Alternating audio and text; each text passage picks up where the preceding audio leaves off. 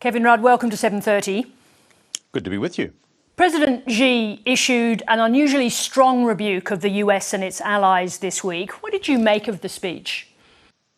You're right. It was unusual and it was blunt.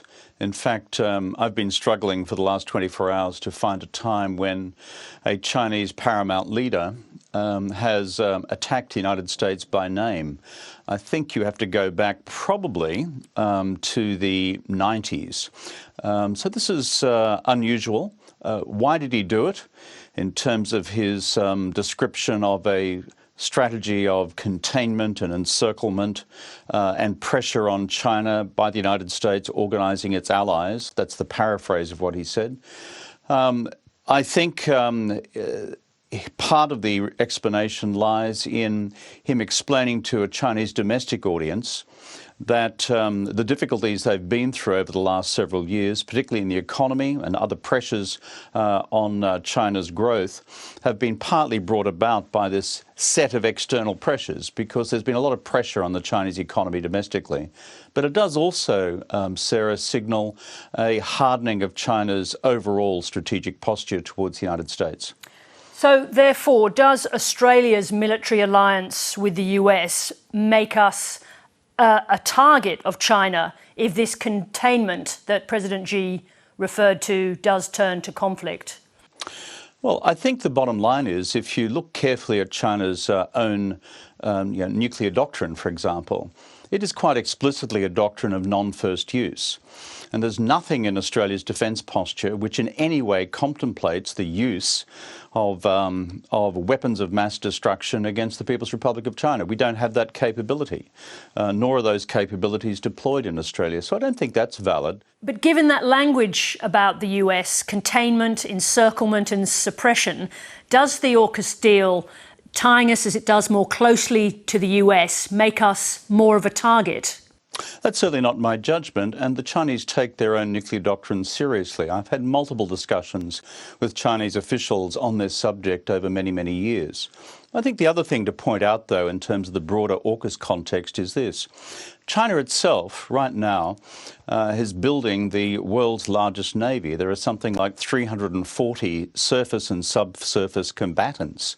And on top of that, some 60 or 70 or within that, I should say, 60 or 70 submarines, 12 of which I think, when I last looked, were nuclear powered. Half of those, again, carrying ballistic missiles. Now, therefore, the strategic environment within East Asia and the West Pacific is changing because of that fact as well. And so all countries are now having to look to their national defence capabilities, whether it's Australia through AUKUS and through the Prospective Submarine Project, or Japan, or the Republic of Korea, or others as well. Now, I mean, part of what you bring to the job that you're about to take up in Washington as ambassador is an intimate knowledge of Chinese thinking. So tell me how you think the Chinese view the AUKUS Pact. Chinese long-term doctrine, going back decades, has been one of fairly open hostility towards the retention of any alliance structures in Asia or beyond Asia, which they regard and have historically regarded as relics of the Cold War era. That is, post-91 no longer warranted. Now, we've never, under previous Australian governments, including the Hawke and Keating government back then, accepted that logic. We regard the alliance with the United States as they're part and parcel of the fabric of Australia's overall national security, particularly given we're also custodians of the world's third largest exclusive economic zone. For those reasons, we've been, I believe, acting in our national interest to secure our own territory, our own sovereignty for the future, whatever future threats we may face. Now, former Labor PM Paul Keating argues, as he has done for a long time, that the US is engaged in an attempt to contain China. Do you reject that analysis? Look, I've got a lot of time for Paul. He and I are friends and colleagues, and I respect so much of what he's done for Australia. But I think I would suggest that it's important for us also to analyse how the strategic environment in Asia and the Indo-Pacific and for that matter globally, is changing because of China's own military rise. And certainly what drives, I think, Australian strategic thinking is how do we deter our friends in China from taking a premeditated military action against Taiwan, which would then be a fundamental destabilisation of the strategic status quo. How does China view recent changes in military forces and alliances in the region? Well, certainly from China's perspective, as I said before, for 30 years, they've opposed all forms of US alliance structures around the world. Certainly, China does not welcome at all increased defence expenditures in Japan, in the Republic of Korea, new arrangements between the Republic of the Philippines and the United States, and of course Australia's own decision under this government to increase defence outlays as well.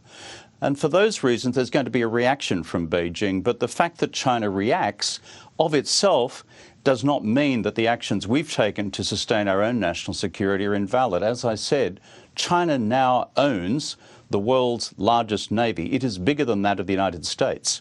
Now, the new Chinese foreign minister said yesterday that the US and China are heading towards inevitable conflict if Washington does not change its approach. How do you explain that language? I thought the wolf warrior diplomacy had been retired. Well, Foreign Minister Qin Gang is someone that I have known here in the United States. Until recently, he was China's ambassador to the United States. And he's recently been elevated to that job. In fact, in the same press conference that he gave in Beijing, he attacked the West's characterization of Chinese diplomacy as having been wolf warrior diplomacy. So why has he used that form of words? Look, as I said before, both his statements and those of President Xi Jinping, I think, are very mindful of China's domestic challenges at present.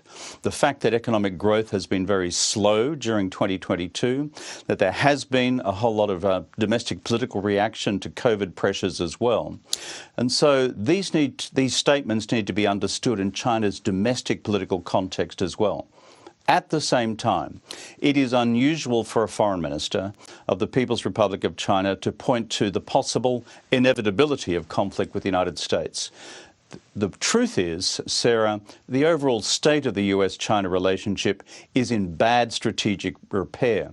But as Foreign Minister Wong said recently in a speech here in the United States, our job as friends, partners and allies of the United States and as strategic partners with China is to encourage both Beijing and Washington to move in the direction of a new strategic framework of managed strategic competition, to build new strategic guardrails into their relationship so that we do not end up with a crisis, escalation and war by accident. That, I think, is a responsibility we share with all US allies around the world and partners of China. And finally, you'll be giving up your role as chairman of Australians for Murdoch Royal Commission. Do you think that in your new role as ambassador, you'll be meeting Rupert Murdoch? Well, my job as Australian ambassador is to represent the interests of Australian business. Therefore, if News Corporation walk through the door as an Australian business and wish to have their interests considered in the work of the Australian government of the United States, it's my responsibility to therefore be responsive to that. Of course, it depends whether Rupert Murdoch, in walking in the door, is being an Australian citizen or an American citizen. That's a matter, of course, for Mr. Murdoch. Somewhat diplomatic. Kevin Rudd, thank you very much for joining us. Good to be with you.